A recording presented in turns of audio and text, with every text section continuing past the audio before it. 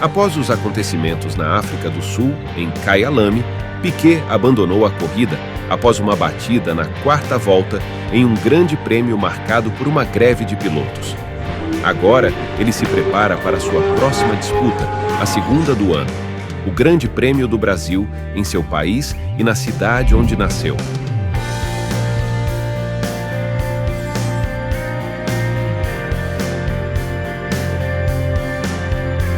A partir da temporada de 81, cada corrida será resumida em vídeos da playlist Jornada Piquet, acompanhando sua trajetória até a última prova.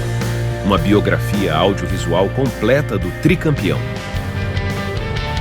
Após a recente e turbulenta greve de pilotos no Grande Prêmio da África do Sul, os pilotos receberam multas, mas o Brasil começa a dar sinais de normalidade e harmonia. O circo da Fórmula 1 esquece as pistas e cai na água. Ninguém queria nada com o trabalho e os pilotos que vão disputar o Grande Prêmio do Brasil ficaram todo o dia de ontem na piscina do Hotel Sheraton, enquanto os mecânicos trabalhavam os carros no autódromo de Jacarepaguá. Os pilotos descansam porque o regulamento da Fórmula 1 não permite treinos extras na semana do Grande Prêmio. Nos bastidores, o clima muda e a pista volta a ser o centro de tudo. É o que afirma Bernie Eccleston. A crise acabou. Todas as multas já foram pagas e os pilotos agora só querem brigar na pista, onde são bem mais habilidosos do que nos tribunais. A lembrança do Grande Prêmio do Brasil do ano anterior ainda está viva. Nelson Piquet apostou em pneus slicks em um dia de chuva, na esperança do tempo mudar fazendo a pista secar sem precisar parar para trocar de pneus. Uma decisão que não funcionou. Para 82, Eccleston decide mudar a abordagem dentro da Brabham e assume maior controle sobre escolhas estratégicas em tom descontraído. Acabou a democracia na Brabham. A partir de agora, quem decide tudo sou eu. É lógico que Nelson continuará participando das decisões, só que ele jamais as tomará sozinho. Certas decisões são difíceis e arriscadas, e é por isso que pretendo me responsabilizar por elas para que outros não levem a culpa. Nelson retorna à pista com um velho conhecido, o BT49 da temporada anterior. Enquanto isso, o novo BT50 da temporada de 82 receberá uma trégua. Ele seguirá em desenvolvimento, recebendo aperfeiçoamentos importantes para as corridas que ainda virão. No momento, o motor turbo está melhor que o carro. Temos que resolver o problema dos freios que não estiveram bem em Kyalami. O carro que está aqui é o mesmo do ano passado, com algumas alterações executadas pelo nosso projetista. A escolha de Piquet e equipe revela sensatez, confiar no carro em que o brasileiro foi campeão em 81. E ele teme acidentes fatais com a nova onda dos carros turbo na Fórmula 1. Os acidentes vão começar a ficar fatais, entendeu? Eu tive um na Empoicar, que tive uma sorte danada. Pironi teve um agora que acabou o carro e saiu ileso. Mas o terceiro fica. E a respeito do requisito de segurança, os pilotos reclamam do asfalto do circuito de Jacarepaguá em meio às perspectivas do Grande Prêmio. Fórmula 1, no Rio, muita agitação e expectativa na véspera do primeiro dia de treinos oficiais para o Grande Prêmio do Brasil. Derek Húngaro, comissário técnico da FISA, fez uma rigorosa inspeção, atendendo às reclamações da maioria dos pilotos sobre as ondulações do circuito. Os treinos oficiais para o Grande Prêmio Brasil de Fórmula 1 começam amanhã às 13h. Nos treinos extraoficiais, o melhor tempo ficou com o campeão mundial de Fórmula 1, o brasileiro Nelson Piquet, 1 minuto, 29 segundos e 16 décimos. E chega o momento dos treinos oficiais. No primeiro dia, Nelson coloca o seu BT49 na quarta posição.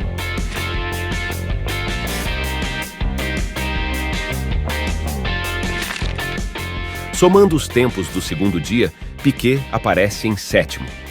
No calor do autódromo de Jacarepaguá, ele deposita suas esperanças no clima.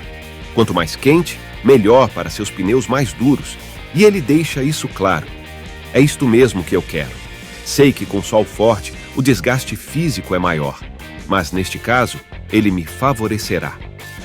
Na formação do grid, Alain Prost garante a pole position, com Gilles Villeneuve ao seu lado na primeira fila. Nelson Piquet larga em sétimo.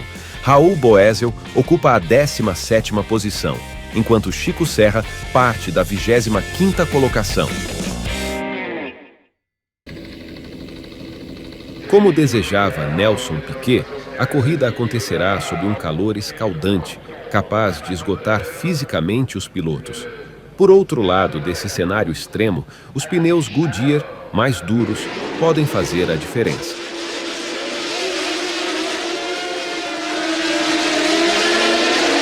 Tudo aponta Gilles Villeneuve e Arnoux em segundo. A disputa de terceiro lugar de Alain Prost e Keck Rosberg. Aí vem Gilles Villeneuve em primeiro. Arnoux, depois Rosberg. Keck Rosberg é o segundo colocado. Gilles Villeneuve em primeiro, Rosberg em segundo. Arnoux, depois Alain Prost. Depois Pironi. Alain Prost não larga bem da pole. Villeneuve arranca com precisão e assume a liderança, à frente de Arnoux e Rosberg. Ao final da primeira volta, Villeneuve segue na ponta. Piquet aparece em sétimo lugar, ainda estudando a corrida. Na terceira volta, Pironi roda e despenca no pelotão. Aí completa a terceira volta Villeneuve. Nelson Piquet, lá ao fundo você vê, assume a sexta posição.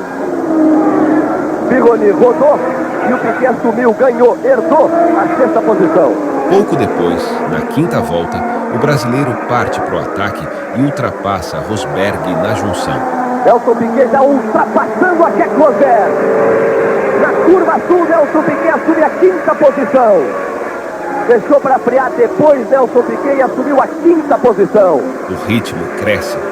Na sexta volta, Prost comete um erro na curva do norte. É o momento perfeito para os dois carros da Brabham.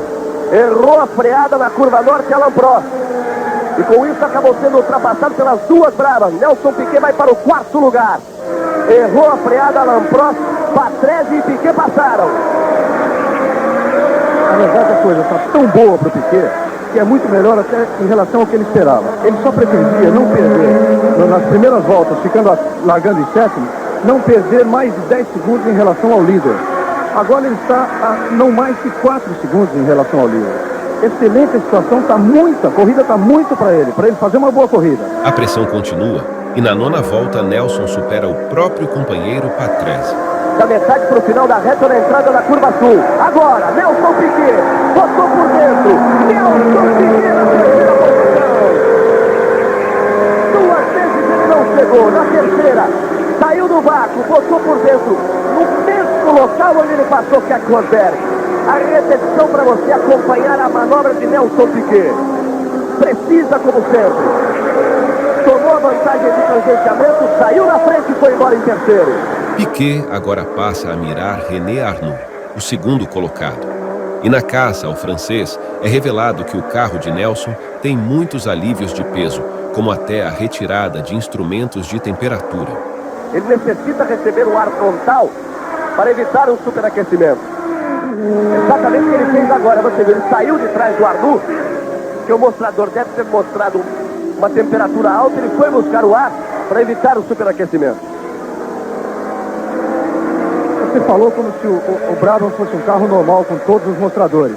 Mas na verdade isso tudo cabe à sensibilidade de Piquet, porque ele nem sequer tem um mostrador, de temperatura, exatamente para aliviar peso, ele tirou todos os instrumentos. O brasileiro Raul Boesel abandona na 11ª volta depois de rodar.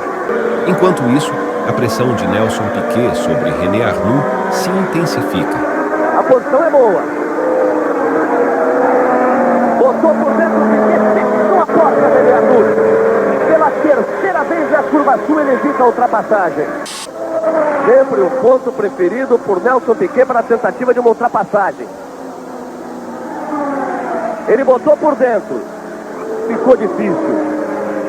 Ele tem que tentar definir esse segundo lugar com René Arnoux. Pode ser agora. Por dentro Piquet. Nelson Piquet é o segundo colocado.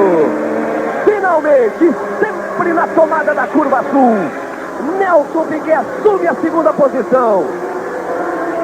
Aí a alegria do pessoal da Brabham. Aí a repetição da ultrapassagem, a manobra precisa, perfeita, quase que matemática de Nelson Piquet. Piquet passa a mirar o líder Villeneuve, junto com Rosberg, e o finlandês tenta se aproveitar da disputa para atacar o brasileiro. Na volta 24, Rosberg consegue passar Nelson, mas exagera na freada e escapa. Rosberg tenta ultrapassar a Nelson Piquet, colocou por dentro Rosberg ultrapassando a Nelson Piquet. Voltou Nelson Piquet. Numa grande manobra, voltou Nelson Piquet. Piquet não entrega fácil a sua posição e depois de recuperar a segunda colocação do finlandês, ele decide atacar o líder Villeneuve, mas falta motor. Olha aí Piquet, na curva de baixa como ele parte para cima de Villeneuve. Expectativa de todos. Ele vai buscar um vácuo. Na falta de resistência do ar, a maior força do motor da Ferrari. E o finlandês Keke Rosberg insiste. Na volta 27, ele ataca novamente e recupera a posição. Essa aproximação é que o Piquet freia depois. O carro é mais leve, ele freia depois. Então se aproxima do Villeneuve. Lá vai Rosberg. No ponto em que ele conseguiu passar o Nelson Piquet, a 2 voltas atrás ele passa de novo. Só que aí não teve volta para Nelson Piquet. Cai para a 3ª posição Nelson Piquet. Bom, até aí, essa passagem de Keke sobre o Piquet pode ser uma consequência daquilo que Piquet afirmou antes da corrida. Os pneus atuais que as duas equipes estavam usando, a Brabham e a Williams, se adaptavam melhor, muito melhor ao Williams. Aí está a repetição. Os pneus se adaptando muito melhor ao Williams, mas provocando com o sol quente e o calor que faz, um desgaste maior. A esperança dele é que o pneu dele, da Brabham, mais duro, resista mais. E isso se mostra essencial no momento, pois Piquet caiu para 3º, mas não se entrega. 2 voltas depois, ele usa o vácuo na reta da junção e responde o finlandês com autoridade. Chegou próximo, Rosberg tenta tirar da frente para evitar o vácuo. Vejam bem, Piquet ameaçou por fora e veio por dentro. Posição é difícil, que a curva é à esquerda. Nelson Piquet maravilhoso na ultrapassagem. Nelson está de volta ao 2º lugar.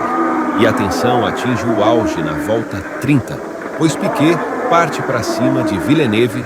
O canadense resiste e perde o controle.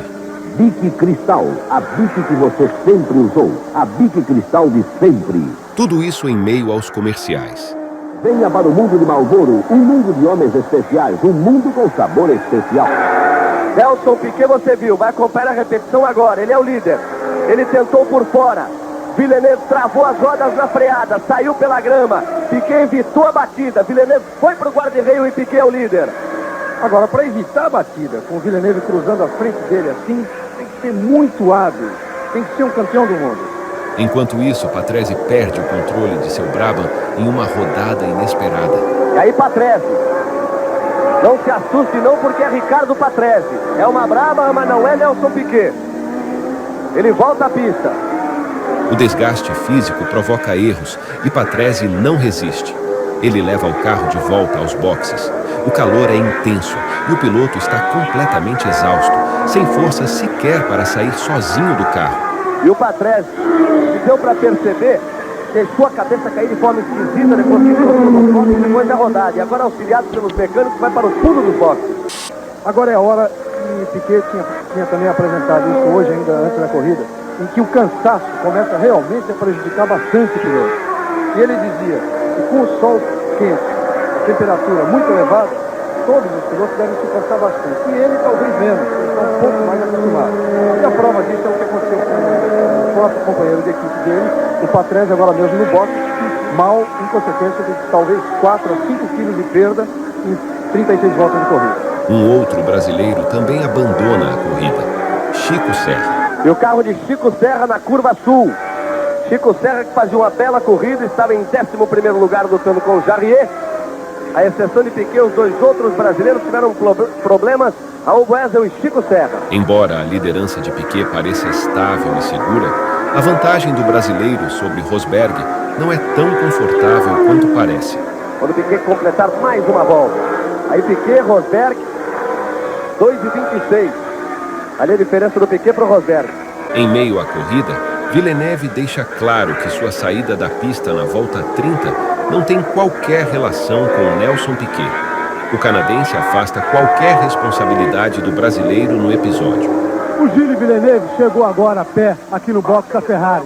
Ele aqui explicou aos pilotos que o Piquet não teve culpa pela sua saída da prova. Ele disse que viu pelo retrovisor que o Piquet na curva tentava ultrapassá-lo. Com isso, ele retardou o tempo da freada. E retardando o tempo da freada, ele perdeu o exato momento de frear e perdeu o tangenciamento da curva. Com isso, ele rodou e saiu da prova. A vantagem de Nelson Piquet para o segundo colocado, Rosberg, começa a aumentar, dando ao brasileiro um respiro um pouco maior. 5,43, 5 segundos 439 milésimos, para facilitar 5,4. A corrida se encaminha para o fim e o desgaste ao longo das voltas se reflete no grid. Restam apenas 12 carros na pista, um retrato claro da exigência desta prova. O Piquet já ultrapassou o Jarrier, que é o Ozella, 3 vezes. Vai fazê-lo pela 4ª vez nessa corrida. E 14 pilotos já estão fora da competição. Um total de 26 que conseguiram posições no grid de largada. E a vitória começa a tomar forma, sem erros, sem ameaças. Com domínio e frieza, Nelson Piquet cruza a linha de chegada. Aí vem ele para a curva da vitória, mais do que nunca a curva da vitória de Nelson Piquet. Aí vem Nelson Piquet, apontou na reta, girão bandeira na mão, fecha na Brabham. Nelson Piquet é o vencedor do Grande Prêmio Brasil. Nelson Piquet, numa corrida maravilhosa, Nelson Piquet. Uma grande vitória do brasileiro. Mas Piquet subiu ao pódio cambaleante, atordoado, com o olhar vago, até precisar de apoio prestes a desmaiar. Piquet is collapsing. Piquet has collapsed. And they're helping him off the rostrum. And Piquet is virtually in a dead faint. That is the heat exhaustion we were talking about. Mas felizmente, enquanto o hino nacional brasileiro ecoa pelo autódromo, Nelson Piquet recupera a consciência. Aos poucos, ele volta a si e, para alívio de todos, reaparece diante do público, sendo recebido com intensos aplausos.